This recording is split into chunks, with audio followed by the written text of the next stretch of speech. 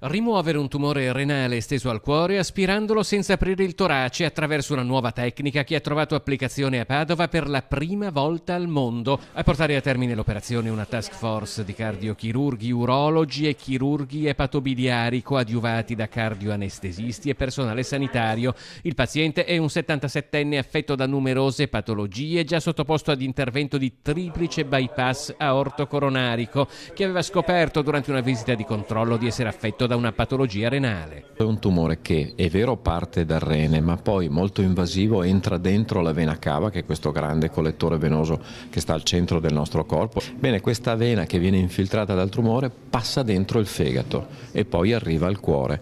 E ecco perché questi tre organi sono stati coinvolti e c'è stata la necessità di queste tre equip a lavorare in maniera sincrona e alternata. È entrato in sala operatoria alle 8 di mattina, il paziente è uscito alle 21 dopo un intervento di circa 13 ore durante il quale si sono avvicendati 28 professionisti. È stato rimosso il tumore renale, rimuovendo appunto il rene, e parte della massa si estende all'interno della cavità cardiaca, e quindi bisogna intervenire, o almeno si interveniva fino a prima che noi mettessimo a punto questa tecnica, usando la circolazione extracorporea e aprendo il cuore per rimuovere questa massa. Invece con questo, che lei giustamente ha chiamato un aspirapolvere, noi abbiamo rimosso la massa intracardiaca senza la necessità di aprire il cuore. Il nuovo approccio chirurgico microinvasivo ha dunque permesso l'asportazione di masse intracardiache da tumori renali senza aprire il torace, a cuore battente e senza l'ausilio della circolazione extracorporea, con una sola incisione a livello dell'inguine. Nei prossimi giorni il 77enne potrà tornare alla sua vita normale.